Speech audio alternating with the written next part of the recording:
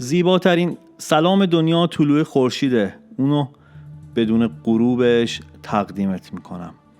درود و مهر به همه شما عزیزان و همراهان. مسرورم که امروز هم کنارت هستم. فرصت اینو دارم که چند دقیقه رو با هم همسفر باشیم. توی چنل راز من حافظ خوانی و انرژی خوانی انجام میدم و تمام تلاشم اینه که پیامی از دل کلام حافظ به گوشت برسونم که چاره‌گشای چالش‌های روزمره من و تو باشه. پیام‌هایی که هر کدومش تلنگرهایی بهمون بزنه که بهتر زندگی کنیم.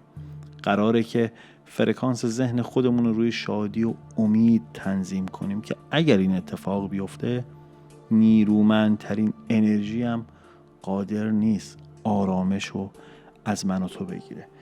امروز داشتم یه نگاهی مینداختم به غزل 426 حافظ.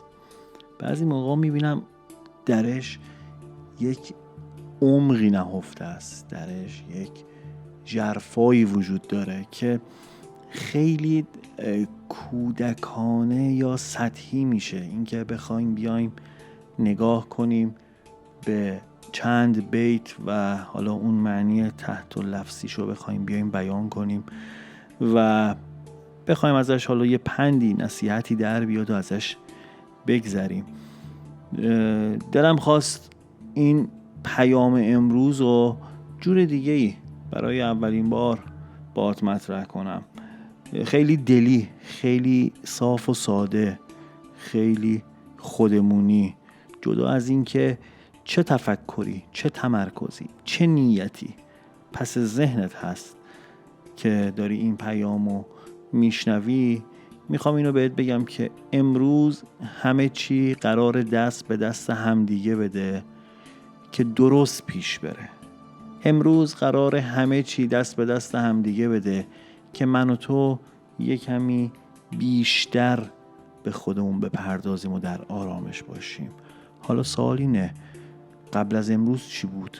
آیا قبلا همه چیز قرار نبود دست به دست همدیگه بده که داستان خوب پیش بره؟ چرا؟ طبیعت بر اساس نظمه، طبیعت بر اساس یک حکم الهی و یک نظم کامل داره پیش میره. این من و تو هستیم که میریم در مدار حاشیه. این من و تو هستیم که از مسیر دور میشیم. حالا چی میشه میگم که امروز قراره همه چی دست به دست هم دیگه بده که توی نظم قرار بگیریم، همه چی دست به دست هم دیگه بده که توی آرامش باشیم؟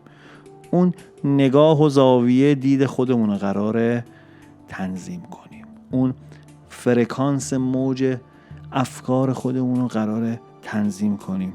هر از گاهی لازمه که یک تلنگری بخوریم، هر از گاهی لازمه یک خون تکونی بکنیم. این سرعت بالای تراکنش افکار توی ذهن من و تو بعضی موقع اینقدر زیاده که یادمون میره بابا بازی خیلی ساده است. بازی یک دو تا چارتاه. بازی قرار نیستش که من و تو بیایم صبح تا شب بجنگیم، تقلا کنیم، بخوایم مسائلی رو بهش بپردازیم که اصلا من و تو سهم و نقشی درش نداریم. حتی مسائلی که مربوط به تو هست ولی مال امروز نیست، تو سهم و نقشی نداری امروز بابتش بخوای وقت اضافه بذاری. چیزی که توجهمو توی غزل امروز، غزل 426 حافظ جلب کرد، با چنین مقدمه خواستم ذهن خودم و تو دوست عزیزم رو آماده کنم برای دریافت پیامی که الان از دل این غزل دریافتش کردم. غزل 426 لسان و غیب، حافظ شیرازی. نکته‌ای که تو دل غزل دیدم میگه که یک درد، یک هجران، یک داستانی پس ذهنت باهات همراهه. نه اینکه خیلی سطحی باشه بهش دسترسی داشته باشی. یه سری از دردها درد جسمی، با یه کسی مشاجره داشتی، کسی تو رو ناراحت کرد، اینا میشه دردهای سطحی که راحت بهشون دسترسی داری، راحت میتونی در موردش با دیگران صحبت کنی، راحت میتونی حتی شاید فراموشش کنی. یه سری موضوعات هست به این سطحی نیستش، قضیه عمق داره، چند وجهیه. موضوع برمیگرده به خیلی وقت پیش برای من و تویی که داریم راجبش میخوایم صحبت کنیم خیلی وقت پیشه. درد بعد مکان به نظر من نمیشناسه، رنجش بعد زمان متوجهش نیست. بعد مکان رو از این جهت میگم، اینجوری نیستش که تو بگی خب الان من همه چی بده، شرایط بده، میخوام برم سفر، میرم سفر و اونجا همه چی رو فراموش میکنم، یا الان همه چی بده، میرم امروز با دوستام تفریح میکنم و همه چی مثلا بشوره ببره. چنین چیزی که ما نداریم. شاید حال و هوای انسان عوض بشه، ولی این شکلی نیستش که بگی شرایط الان دگرگون میشه. نه، برای همین معتقدم که رنج و دردی که در گذشته با من بوده بعد مکان و زمان نداره. زمان رو هم از این جهت میگم که زمانی که اون رنجش، اون کینه، اون درد با خودش میاد، همون شرایط روز اولو داره. شاید یه کمی من و تو پذیرشمون نسبت به اون و درکمون بیشتر شده باشه، ولی اون رنجش به قوت خودش باقیه. پیام داره میگه اگه چنین چیزی با توه، اگه چنین چیزی همراهت هست، بهترین راه اینه که با یک نفر راجبش صحبت کنی، با یک نفر مطرحش کنی، با یک نفر راجبش درد و دل کنی. خیلی از مسائل من و تو به ذهنمون کوچیک میاد.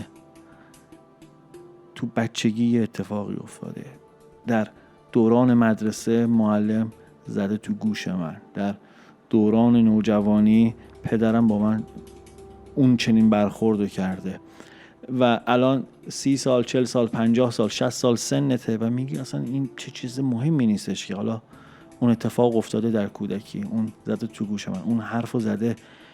و با شرایط امروزت، با دانش امروزت، با بینش امروزت تو اون مطلب رو میسنجی و فکر میکنی خیلی قضیه پیش پا افتاده بوده، در صورتی که تیغی روی پوست تو کشیده که این هنوز ترمیم نشده و چون تو بزرگتر شدی فکر میکنی اون موضوع خیلی کوچیک و پیش پا افتاده است، در صورتی که این چنین نیست. اگر چنین مطالبی، مسائلی، مشکلاتی در زندگیت هست، فارغ از این که بخوای اندازه گیریش کنی و بخوای روش نمره بذاری که بگی این کوچیک ارزش نداره، این الان من برم باهاش در مورد فلونی حرف بزنم خندش میگیره، راجبش صحبت کن. فارغ از این که چه قضاوتی تو رو بکنه اون نفر، فارغ از این که چه نتیجه‌ای برات داشته باشه، خواهش میکنم برو با یک نفر قابل اعتماد که سنگ صبور میتونیم بگیم، یک نفر که رازدار باشه، یک نفر که شنونده باشه، راجع به اون موضوع هر چقدر کوچیک و بی ارزش صحبت کن. این چیزی بود که تو پیام امروز دستگیرم شد. پیام ساده است. زندگی همیشه باب میل من و تو پیش نمیره. بعضی موقع با یه اتفاق کوچیک چنان ناراحت میشیم که انگار خدا دیگه پیدا کرده از میون این همه آدم و بگه فلان بلا فقط میخواد سر این بندش بیاد. یه موقع میبینی چنان خوشحال میشی که اصلا یادت میره بابا این زندگی داستانش همیشگی نیست، این ناراحتی و این خوشی همیشگی نیست. این یک تعادلی رو برای خودمون بسازیم که بتونیم راحت‌تر زندگی کنیم. اینی که گفتم یکم زیرکی میخواد دیگه، یکم هوشیاری میخواد و این اتفاقش تو با هر چی سنت بیشتر میشه این بازی زندگی، این طبیعت بیشتر دستت میاد که بدونی چه خبره. و چیزی که متوجه شدم تو دل این غزل هست، غزل 426، اینه که دنبال بهونه نباشیم برای نومیدی. وقتی با صداقت، دقت و تلاش جلو بری و دل و روح تو گاردشو باز نگه داری برای دریافت، اون موقع است که میتونی از هر سختی عبور کنی و به اون موفقیت برسی. موفقیت هم معنی داره، موفقیت هم تعریف داره. پس اعتماد کن و بازی زندگی تو بساز. این پیام امروز بود، حتی طولانی هم شد، حتی خود غزل رو هم اینجا بازش نکردیم.